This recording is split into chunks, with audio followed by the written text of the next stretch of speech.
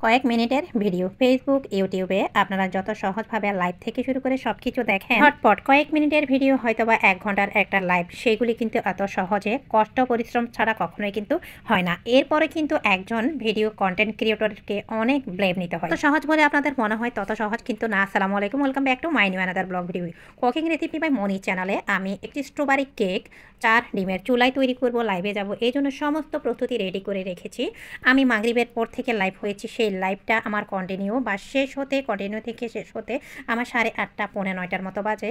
যেহেতু লাইভ করব, আর লাইভ কিন্তু একটা লং সময়, আর এর মাঝে কিন্তু লং টাইম পর্যন্ত স্টে কিন্তু কথা বলতে হয়। যার চ্যানেল যেমনই হোক, সেখানে কিন্তু স্টিল আপনার ক্যামেরা অন করতে হবে, আর স্টিল সব কিছু আপনাদের ঠিকঠাক করে বলতে হবে, করতে হবে। সেটা কিন্তু অনেক কষ্টের একটা ব্যাপার। এই জন্য সকল প্রস্তুতি আগে থেকে রেডি করে নিয়েছি। যেমন এখানে আমি শুকনো উপকরণ থেকে এসেন্স ইত্যাদি, হ্যান্ড উইক্স, এমনকি আমি হাঁড়ি পাতিল থেকে শুরু করে মিক্সিং বোল, ছাঁকনা, কেক মোল্ড, ডিম, সব কিছু, বেকিং পাউডার, সোডা আমি রেডি করে তারপর আজকে লাইভে এসেছি। এই যে লাইভটা ১ ঘন্টা, আপনারা ১.৫ ঘন্টা দেখবেন। স্টিল সেই ১ থেকে ১.৫ ঘন্টা আমাদের লাইভে কিন্তু কথা বলতে হয়। সেখানে হয়তো বা পাবলিক ভিউয়ার্স যারাই আসুক, হোক বা না হোক, এই লাইভে যে আমি হব, লাইভ ছাড়া আমার একটা সংসার রয়েছে। যেহেতু আমি লাইভ করব, স্টিল আমাকে অনেকক্ষণ পর্যন্ত এই জায়গায় কাজ করতে হবে, যাতে করে আমার সরতে না হয়। এই জন্য সকল প্রস্তুতি এখানে রিং লাইট থেকে শুরু করে আমি ট্রাইপড, এমনকি ভাত রান্নার চালটাও আমি রেডি করে রেখেছি। আর মাগরিবের পর থেকে আমি লাইভ হব, যাতে করে লাইভের মাঝখান থেকে আমার সরে আসতে না হয়। এই জন্যে আমি আমার সকল কাজকর্ম টুকটাক গোছানো থেকে শুরু করে সব কিছু রেডি করে তারপর আমি লাইভ হওয়ার প্রস্তুতি নিয়েছি। আসলে এই যে একজন ভিডিও কন্টেন্ট ক্রিয়েটর লাইভ করেন, আপনারা যারা মনে করেন ইউটিউব চ্যানেলে ভিডিও করলো আর লাইভে আসলো, লক্ষ টাকা ইনকাম হলো, আসলে এমন কিছুই না।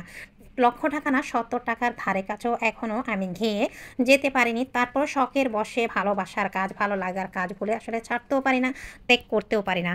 যত সহজভাবে স্ক্রিনে আপনারা দেখেন, তত সহজ না এই কাজগুলি। স্ক্রিনে আমি সব কিছু রেডি করে রেখেছি লাইভ হওয়ার জন্য। এরপরে স্ক্রিনে আপনারা যতটা এলোপাতাড়ি অগোছালো দেখেছেন, তার চাইতে কয়েক গুণ বেশি আমি হাঁড়ি পাতিল সব কিছু ধুয়েছি। মোটামুটি যারা ইউটিউব চ্যানেল দেখেন, ভিডিও কন্টেন্ট রয়েছে, কেক বেকার রয়েছে, এই সকল প্ল্যাটফর্মে বা সেক্টরে কাজ করেন, তাদের কিছুটা হলেও আইডিয়া আছে। তো কাজটা মাগরিবের পরে ধরেছি, মোটামুটি আসরের পরে বিকালের নাগাদ আমি খেয়ে, মানে বিকালে নাস্তাটা করার পর লাইভটা হয়েছি। মাঝপথে আমার এমন পেটে ক্ষুধা, মানে পেটের ক্ষুধায় মোচড় দিল যে আমি না লাইভ থেকে সরে খেতে যেতে পারছি, না কী করতে পারছি। শেষমেশ পর্যন্ত 8:30টার দিকে আমি লাইভটা শেষ করে তারপর চা খেতে গেলাম। তো যাই হোক, এর মাঝে এই সকল কিছু কিন্তু অফ স্ক্রিনে আমি ধুয়েও নিয়েছি, লাইভও করেছি। সে কেকটাও আমি লাইভে তৈরি করেছি আমার কুকিং রেসিপি বা মনি চ্যানেলে, আপনারা চাইলে দেখে নিতে পারেন। আলহামদুলিল্লাহ, ৪ ডিমের ১০ ইঞ্চ মোল্ড ভরে গিয়েছে, তাও আবার চুলায়। আমি কিন্তু ওভেনে খুব কম বেকারি আইটেম তৈরি করি। আপনি যদি সব কিছু ঠিকঠাক আপনার উপকরণ ইউজ করেন, তাহলে সেক্ষেত্রে আপনার যে কোনো রেসিপি অবশ্যই হতে বাধ্য। একটু আপনি কষ্ট করবেন, সেক্ষেত্রে দেখবেন আপনি এর ফলটা ভালোই পাবেন।